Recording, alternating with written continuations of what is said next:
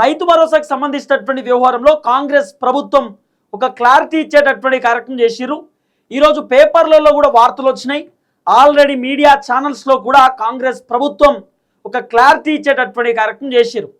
ఈ నెల 23వ తారీఖు ఎకరం లోపు ఉన్నటువంటి రైతులకు రైతు భరోసా డబ్బులు విడుదల చేయడానికి కాంగ్రెస్ ప్రభుత్వం గ్రీన్ సిగ్నల్ ఇచ్చినటువంటి పరిస్థితి.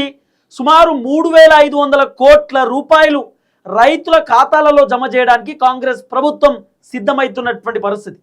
దాదాపు 3 విడతలుగా రైతు భరోసా రిలీజ్ చేయడానికి కాంగ్రెస్ గ్రీన్ సిగ్నల్ ఇచ్చింది. ఎకరంలోపు ఉన్నటువంటి రైతులకు ఈ నెల 23వ తారీఖు ఇస్తారట. తర్వాత ఏప్రిల్ 20వ తారీఖు తర్వాత 5 ఎకరాల లోపు ఉన్నటువంటి రైతులకు ఇస్తారట.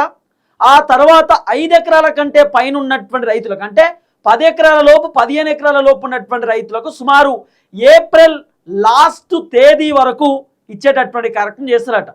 అంటే 3 విడతల రైతు భరోసా ఇవ్వడానికి కాంగ్రెస్ ప్రభుత్వం రెడీ అవుతున్నారు.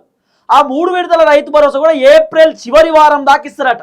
ఇప్పుడు రేవంత్ రెడ్డి ప్రభుత్వం చెప్తున్నది ఏంది, 70 లక్షల మంది రైతులు ఉన్నారు, 70 లక్షల మంది రైతులకు మేము రైతు భరోసా ఇచ్చేస్తాం, ఎవరికి ఆపము, ఎంతమంది రైతులకు రైతు భరోసా రావాలో అంతమందికి ఇచ్చేస్తాం, మేము 5 ఎకరాల లోపు 10 ఎకరాల లోపు 15 ఎకరాల లోపు అని చెప్తలేము, కట్టింగ్స్ లేవు, కొత్త రూల్స్ లేవు, ఏం లేవు, ఎంతమంది రైతులకు రైతు భరోసా రావాలో అంతమంది రైతులకు ఇస్తాం, పట్టా పాస్ పుస్తకం ఉన్నటువంటి ప్రతి రైతుకు రైతు భరోసా ఇస్తామని చెప్పి రేవంత్ రెడ్డి ప్రభుత్వం చెప్తున్నటువంటి మాట.